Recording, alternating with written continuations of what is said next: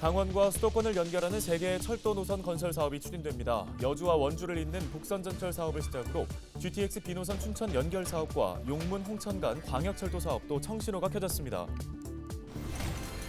내년 초등학교 입학생이 사상 처음으로 40만 명에 못 미칠 것으로 전망됩니다. 강원 지역도 학생 수 감소가 가파르게 진행되면서 학교 통폐합이 가속화될 것으로 우려됩니다. 강원특별자치도가 공직자 등에 대한 재산심사를 펼친 결과 재산신고를 누락한 4명에 대해 징계를 요구하기로 결정했습니다. 또 다른 4명에게는 과태료 처분을 내릴 계획입니다.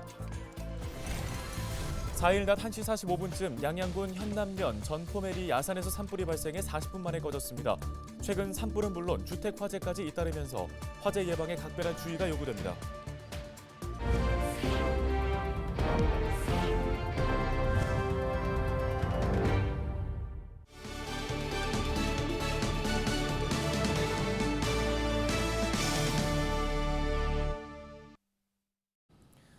시청자 여러분 안녕하십니까? 헬로티비 뉴스 시작합니다. 강원도 하면 산골 마을 떠올리시는 분들 많으실 텐데요. 하지만 머지않아서 강원도에 수도권 시대가 열릴 것이라는 기대감이 부풀어 오르고 있습니다. 바로 강원자치도가 수도권과 연결되는 철도 노선을 3개나 추진하고 있기 때문입니다. 박건상 기자가 전해드립니다. 강원과 수도권이 연결되는 3개의 철도 노선 건설 사업이 추진됩니다.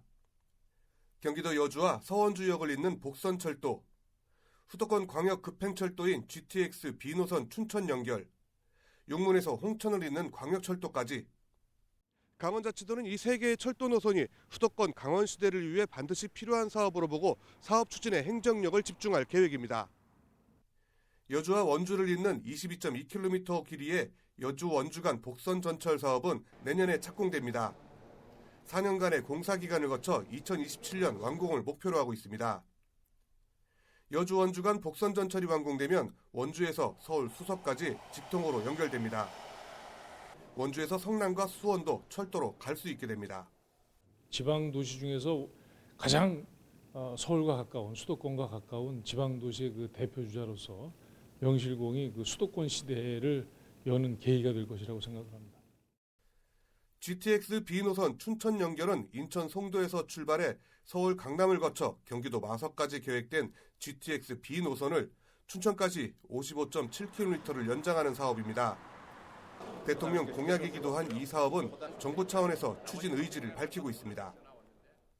수도권과 우리 지방을 연결하는 교통의 중심지가 지금 제대로 돌아가지 못하고 있는 이런 문제이기 때문에 국가적으로도 최우선 사업으로 보고 있습니다. 하지만 GTX B노선의 춘천 연장을 위해서는 2026년부터 10년간 추진되는 제5차 국가철도망 구축 계획에 반영돼야 하는 숙제가 남아 있습니다. 강원자치도가 행정력을 집중하는 또 하나의 철도 노선은 바로 용문 홍천 간 광역철도입니다. 경기도 양평군 용문에서 강원도 홍천읍까지 34.1km의 단선철도를 건설하는 사업으로 강원 중부 내륙의 철도교통 소외 지역을 연결한다는 데 큰 의미가 있습니다. 용문 홍천 간 철도 사업은 앞으로 기획재정부의 재정사업평가위원회의 심의를 거쳐 대상 사업으로 선정되면 내년부터 예비타당성 조사에 착수하게 될 전망입니다. 용문 홍천 건은 지난 21년 8월에 비수도권 광역철도 선도 사업 선정이 되어서 정부에서도 그 지역균형 발전 및 정책적 부분에서 많은 할애를 하였다고 이제 판단이 됩니다. 그래서 앞으로 남은 그 예타 선정 및 통과에 대해서는 좋은 결과가 있을 것으로 예상됩니다. 일은 서울 등 수도권에서, 일과 후 생활은 강원에서 지역 소멸을 막을 수 있는 실질적인 대안 중 하나인 만큼 강원자치도는 3가지 철도 노선 확충에 사활을 걸고 있습니다. 헬로티비 뉴스 박건상입니다. 네, GTX B노선과 용문 홍천 간 광역철도는 아직은 갈 길이 멀어 보이지만 연결만 된다면 정말로 강원도에도 수도권 시대가 열릴 것 같다는 기대가 생기는 소식이었습니다. 다음 소식 전해드리겠습니다. 이달부터 초등학교 취약통지서 발송이 시작된 가운데 내년 3월 입학하는 전국의 초등학교 1학년생이 사상 처음으로 40만 명에도 미치지 못할 전망입니다. 저출산으로 인해 학생 수가 크게 줄고 있기 때문입니다. 강원도의 사정은 어떨지 정승환 기자가 짚어봤습니다. 유리창 곳곳은 깨져 있고 문은 굳게 잠겨 있습니다. 춘천 남면에 위치한 옛 발산중학교입니다. 이곳은 남면 지역의 유일한 중학교였지만 지난 2002년 학생 수가 줄면서 문을 닫았습니다. 인근에 있는 다른 학교도 상황은 마찬가지입니다. 춘천 남면은 지난 1993년 가정초등학교 박암분교를 시작으로 지난 2009년 가정초등학교까지 지역 내 5개 학교가 모두 폐교됐습니다. 학교가 없어지다 보니 아이들의 목소리도 사라졌습니다. 학생이 없더라고요. 학생이 없고 중학생도 없고 고등학생도 없고 청년들이 없어요. 올해 강원자치도 내에서 문을 닫은 학교는 모두 5곳. 내년에도 화천과 고성, 인제의 초등학교 3곳이 폐교를 앞두고 있습니다. 학령 인구 감소로 문을 닫는 학교가 늘면서 지역 소멸 우려도 커지고 있습니다. 지역의 구심점으로서 농산어촌의 문화, 예술, 체육의 공간으로도 기능을 하는데 일단 학교가 사라진다는 건 이런 공간 자체가 사라진다는 것을 의미합니다. 또 이제 학교가 지역에 존재하는지 존재하지 않는지가 이제 해당 지역에 자녀가 있는 가족이 이주하는 데 있어서 중요한 어떤 기준이 되거든요. 근데 학교가 폐교된다면 이런 점 때문에 지역의 소멸과 깊은 연관이 있을 수밖에 없다라고 생각합니다.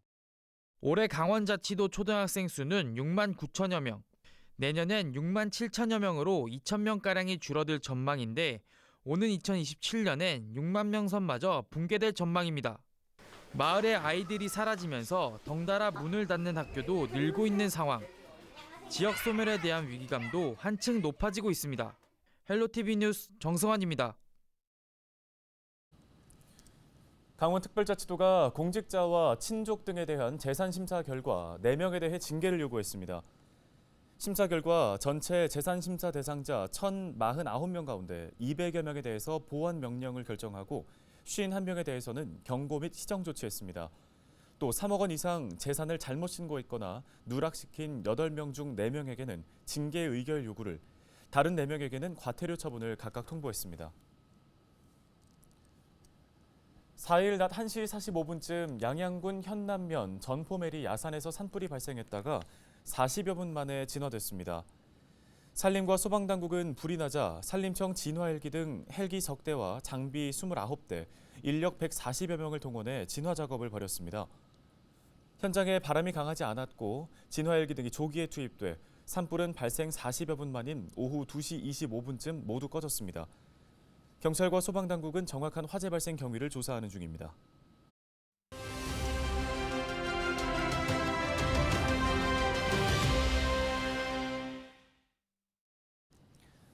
(2024학년도) 정시 모집을 앞두고 강원도 내 대학들의 전형 일정과 특징을 알아보는 시간. 오늘은 한림성심대학교 순서입니다. 한림성심대학교는 다양한 장학금 제도를 통해서 학생들을 물심양면 지원할 계획이라고 하는데요.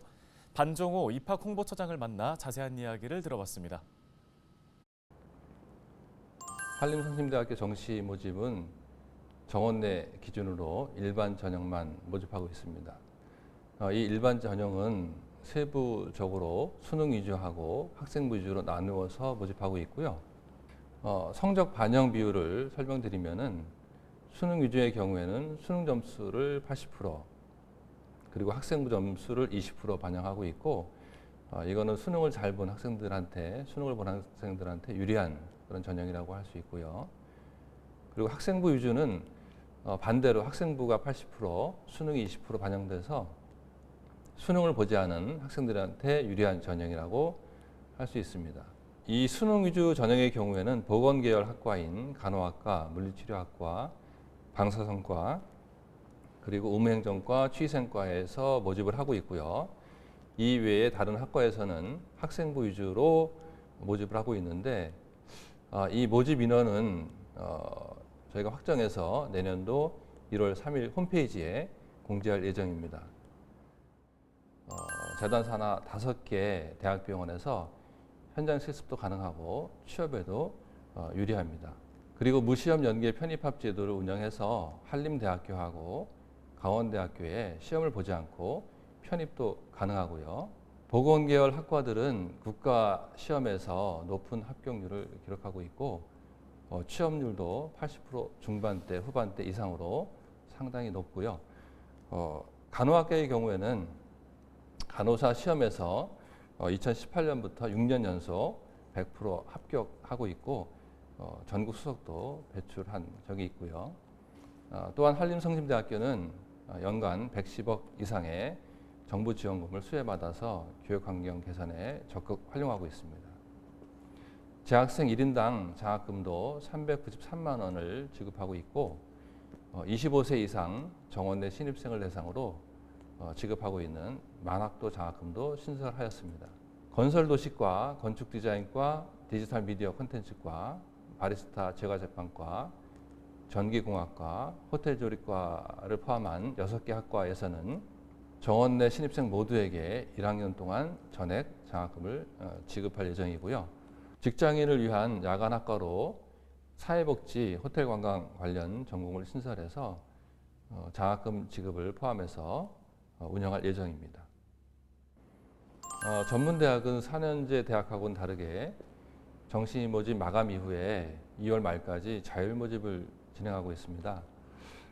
자율 모집의 경우에는 수능하고 관계없이 고등학교 학생부 성적을 100% 반영해서 모집하기 때문에 수능 부담 없이 지원이 가능합니다.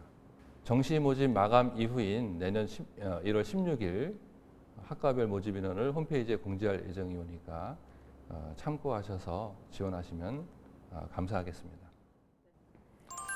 정시 모집하고 자율 모집 접수 일정이 있는데요. 정시 모집 기간은 내년 1월 3일 수요일부터 1월 15일 월요일까지 모집하고 있고요. 자율 모집의 경우에는 정시 모집이 마감된 이후인 1월 16일 화요일부터 2월 말까지 진행되니까 참조하셔서 지원하시면 되겠습니다. 우리 한림성심대학은 튼튼한 재단과 110억 이상의 재정 지원금을 바탕으로 재학생에게 많은 혜택을 부여하고 있습니다. 2024 정시 자율 모집에 저희 대학의 많은 관심과 지원을 부탁드립니다. 감사합니다.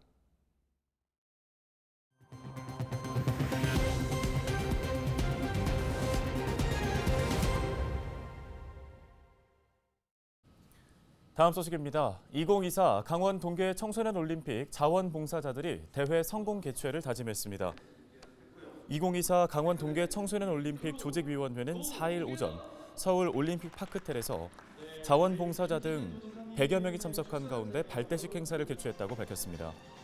이날 행사에는 최종구 대표 조직위원장을 비롯해 유인촌 문화체육관광부 장관과 김진태 강원특별자치도지사 등 각계 인사들이 참석했습니다. 조직위는 지난 4월 자원봉사자들을 모집한 뒤 각종 심사를 통해 2,030명을 최종 선발했습니다. 자원봉사자들은 대회 기간 중 통역과 안내, 문화행사, 숙박, 경기 운영 등 모든 분야에서 주도적인 역할을 하게 됩니다. 고성군이 2024년 예산안을 4,079억 원으로 편성해 고성군의회에 제출했습니다. 이는 올해 예산안보다 258억 원, 약 5.9% 줄어든 규모입니다. 고성군은 거진지구 개선 복구 사업에 70억 원, 제2특화 농공단지 인프라 조성에 64억 원, 송지호 생태계 복원 사업 62억 원 등을 편성했다고 설명했습니다. 내년 고성군의 예산안은 군의회 심의를 거쳐 오는 21일에 최종 확정됩니다. 한국소방마이스터고 고등학교 3학년 재학생 10명이 지방공무원 경력경쟁 임용시험 시설관리직렬에 최종 합격했습니다. 이번에 최종 합격한 학생들은 모두 소방설비산업기사 자격증을 취득했으며 앞으로 시설관리 역량까지 갖춘 인재로 성장할 것으로 기대됩니다. 한국소방마이스터고는 지난 2023년 초 최연소 소방공무원 2명과 지방공무원 최종 합격자 10명을 배출한 바 있습니다.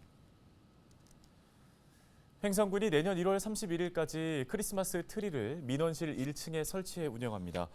또 12월부터는 음악이 흐르는 민원실을 만들기 위해 크리스마스 분위기의 음악을 선곡해 방송하기로 했습니다. 이와 함께 민원실에 혈압 측정기와 체중계, 안마기 등을 비치해 민원인들이 자유롭게 이용할 수 있도록 했습니다.